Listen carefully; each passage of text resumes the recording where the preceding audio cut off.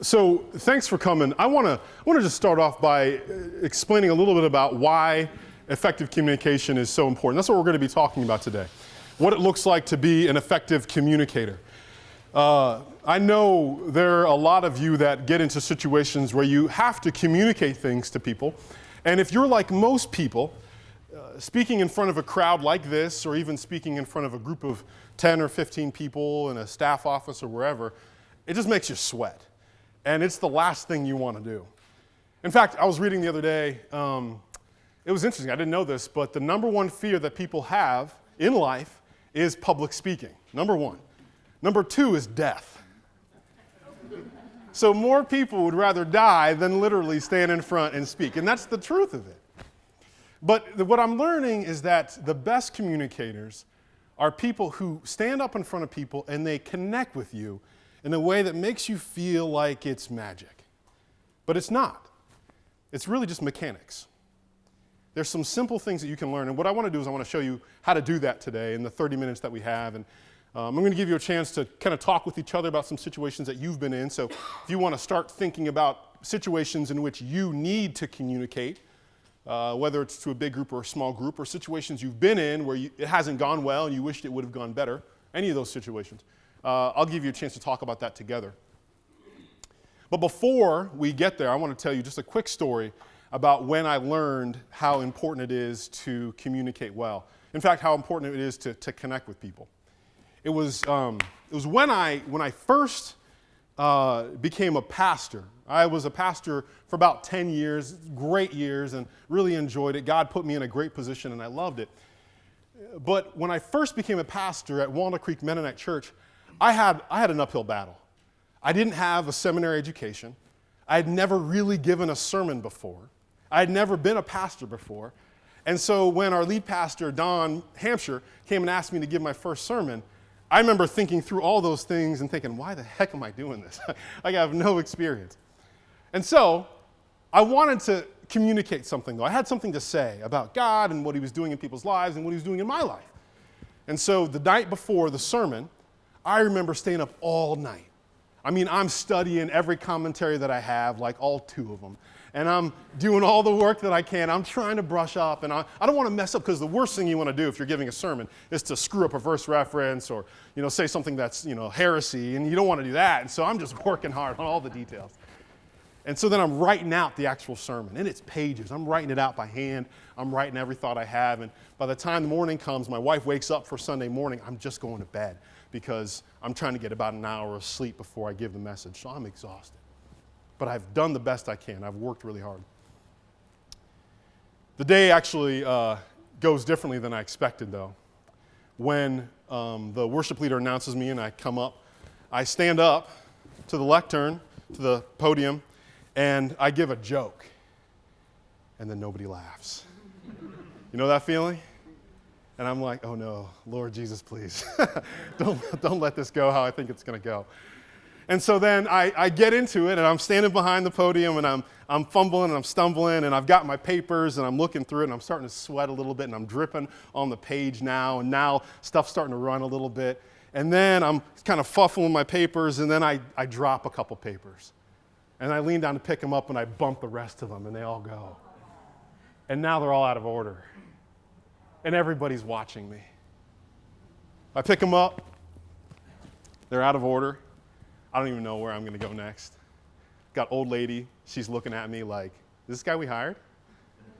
I've got my wife over there looking at me like, oh my gosh, I can't believe I married this guy. And I go through the rest of it. I do the best I can. And at the very end, I read the scripture, and then I pray. And the prayer is something like this, like out loud. The prayer is something like this.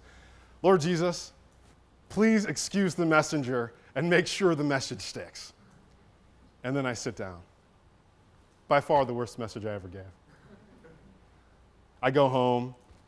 I go into a room, the bathroom in our house. I get down on my knees, and I throw up. I mean, you know the feeling when you're just like, you're just replaying. I can't believe I did this. I can't. It was horrible. It's horrible. But the thing is, I learned something that day. I learned that there are a lot of things that can get in the way of communication. You can try as hard as you can, and you can prepare as much as you want. You can have all the ideas in your mind, and you can want to help as much as you can, but sometimes it just doesn't go right. And sometimes it's just hard to connect and to communicate.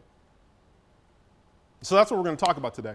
I've learned some things along the way, and I've learned how to do it well and how to do it better and how to feel more comfortable in front of people. And I want to show you how to do that. But before we do that, though, I want to give you guys an opportunity to talk together. So I want you to turn to your neighbor and just share just an opportunity that you have to communicate publicly, whether it's with your team or with your church or with your family, if you have a larger family or anything like that, or a situation that you've tried and it just hasn't gone as well as you thought. Go ahead. I'll give you about 3 minutes to do that.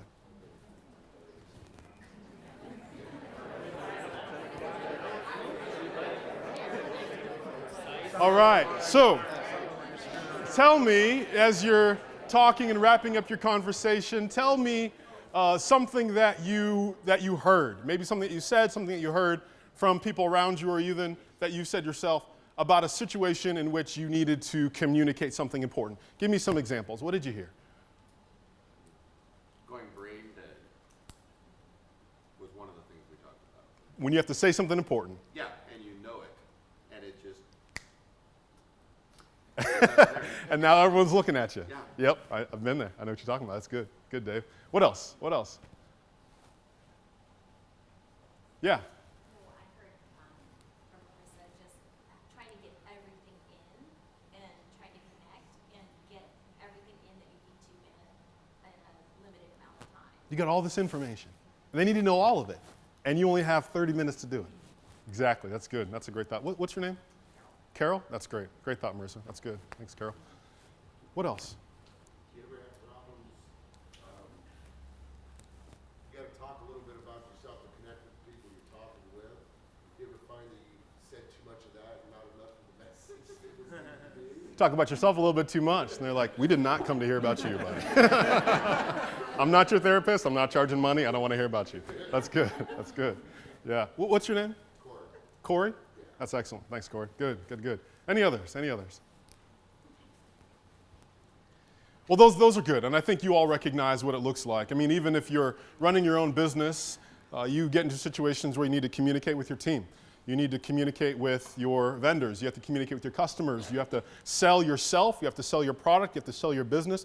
There's moments when you need to communicate things, and everything is on the line. And so being able to have some clear points to really look to in those moments can be critical. So I want to help you with that. The first thing you got to know is this.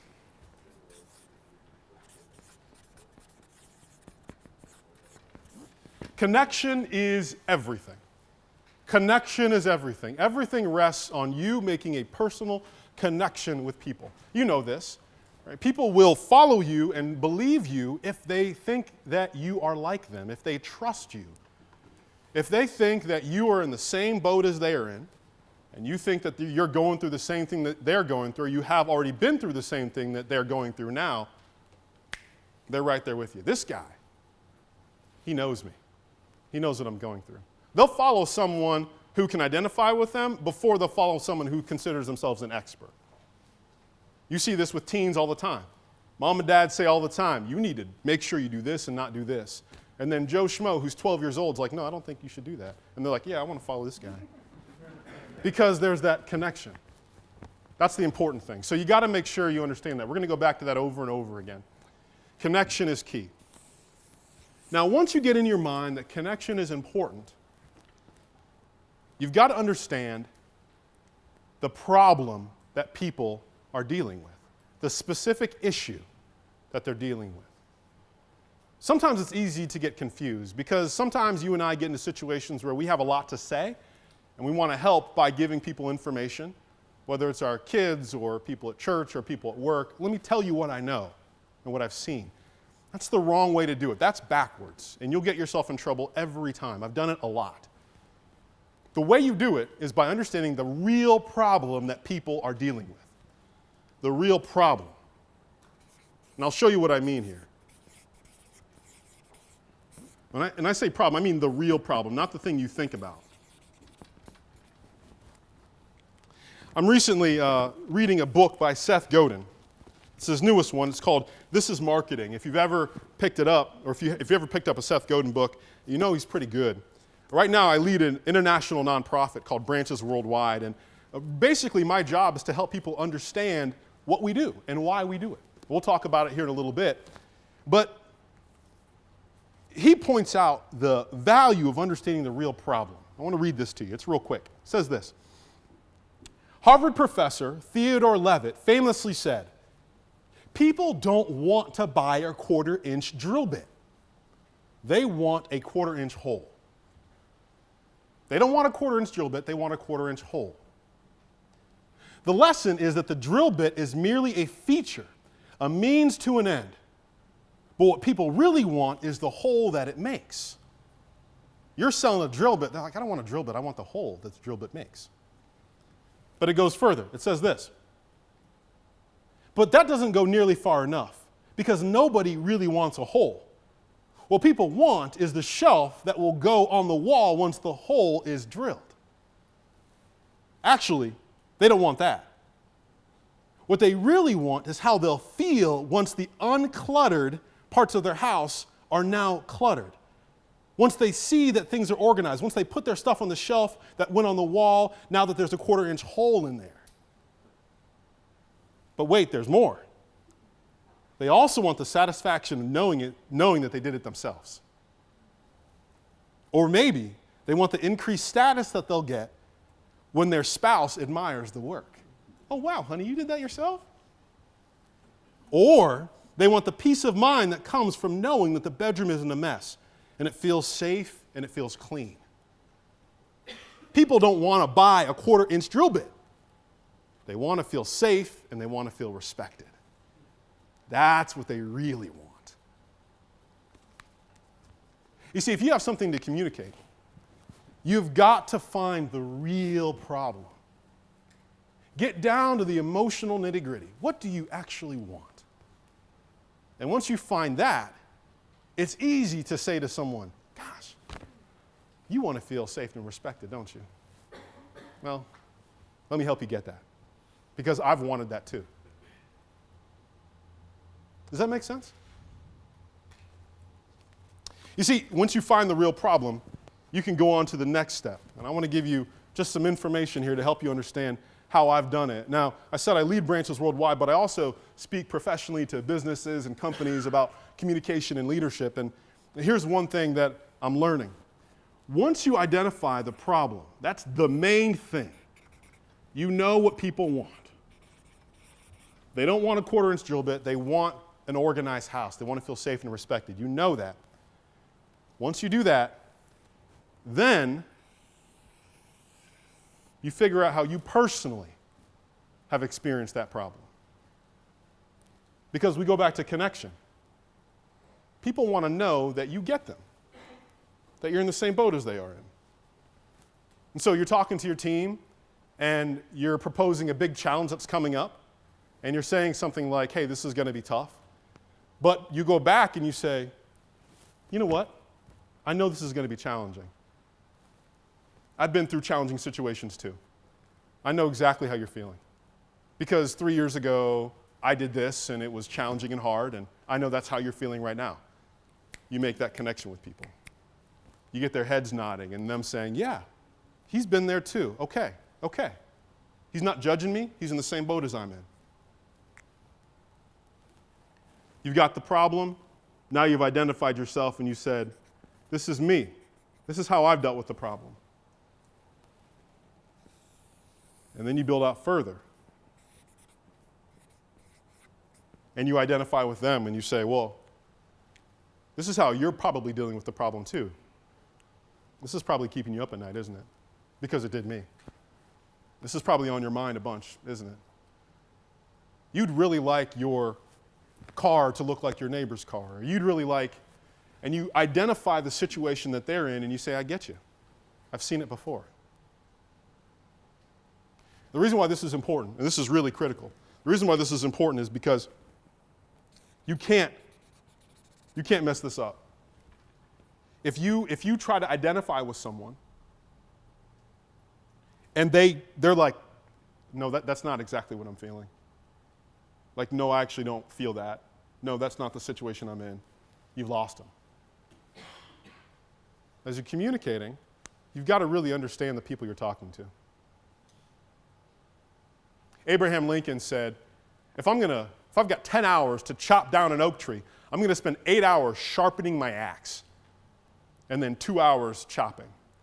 He also said, if I'm delivering a speech and it takes 10 hours, I'm going to spend 8 hours thinking about the people I'm talking to and then 2 hours actually putting the thing together. It is so much more about you understanding who you're talking to and being able to put yourself in their shoes and say, I get you. You might need to do interviews. You might need to sit down and ask a lot of questions before you say anything. You might need to listen a lot because when you start talking, you've got to be right. This is how you're feeling, isn't it? And they got to be like, yeah, that is how I'm feeling. But then we're not done. Because at that point,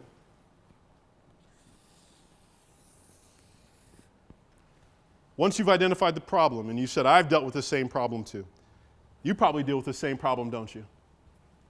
Then you're in the position to say, well, here's what I've learned about how to fix that problem. I've learned that the insurance policy that we offer actually helps a lot of people solve this problem. Let me tell you about it. I've had that problem, you have that problem, let me tell you how this thing will actually solve the problem. Because now, once you've identified the problem and you're connecting with people, they're like, yeah, tell me what it is, because you know me. That's when you give the solution. That's when you start to tell them what you have to say. That's when you explain your expertise. I've been in the industry 200 years. Been in the industry 2 years. This works. I know you, I know me, I know the solution. Is this making sense? After that,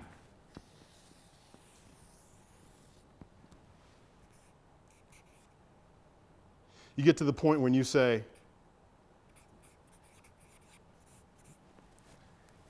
this is how you implement it. This is how we'll do it together. This is how I'll help you.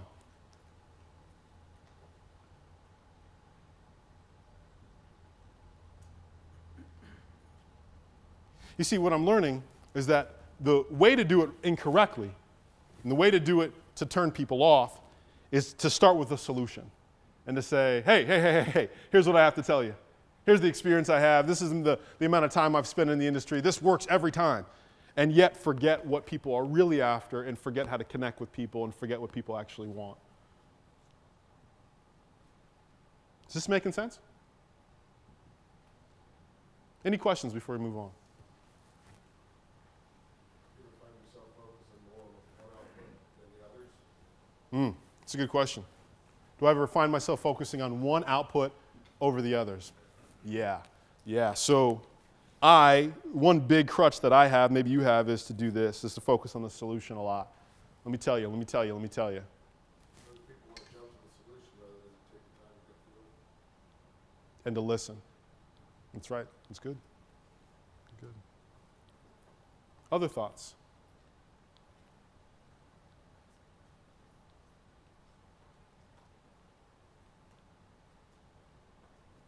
Well, let me give you the last one. This is the last piece that's pretty important. I'll add one more ring here.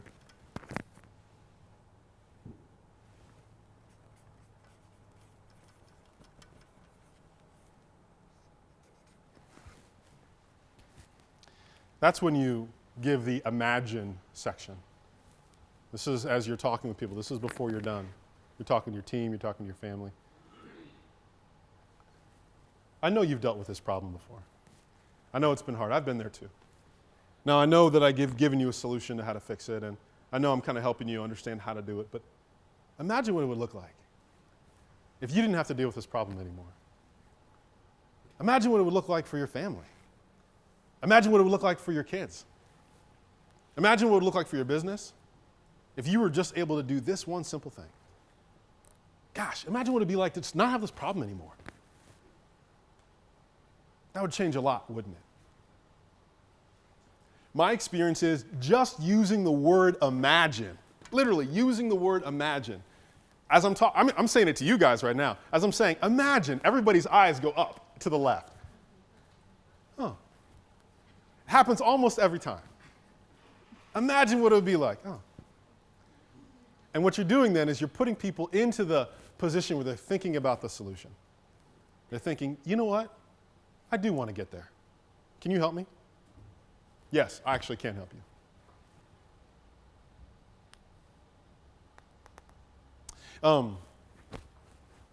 I've got one more final thought for you, but any questions?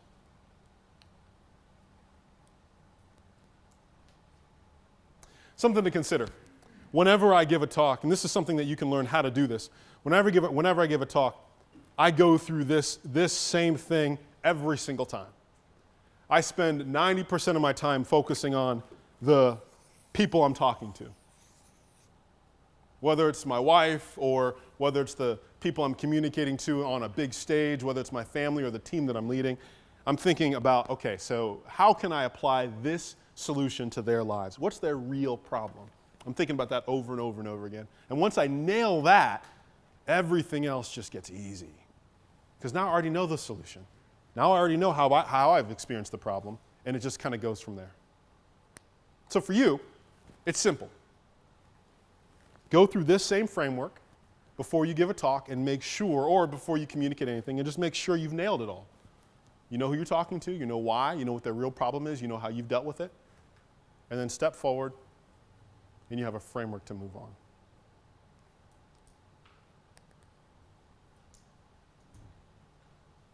One last thing for you. When you're standing in front of people and you're communicating, somebody mentioned that feeling of going blank. How many of you have ever had that before where you're, yeah. One thing that I found is when I give a talk or I give any sort of speech in front of my team or anything like that, I write everything I want to say down by hand. I don't read it word for word. I don't do any of that. But once you write it down, the act of writing it down sticks it in your mind. I used to be a teacher, and I would tell my students this all the time. I'd say, hey, I want you all to take notes. Even if you take the notes and throw them away, because the act of taking notes works it in your memory. This is my speaking book, and I put down all the notes that I was going to say today. I just wrote them all down, every single word. And then you just stand up and you say what you remember. It's more natural, it's more authentic. Does that make sense?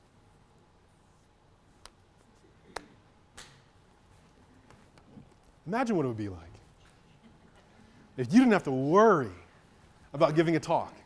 You could stand up and just get excited by it. You knew what you wanted to say, you knew who you were talking to, and you knew that you could just connect with them. You knew you could get them to a point where they're just nodding their head, saying, yeah, I've been there.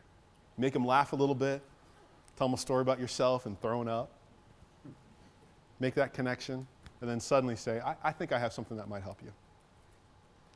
Wouldn't it be nice to walk into a situation when you have an important talk to make and you know that you can do well? That'd be great. I think this can help you. All right, thanks guys.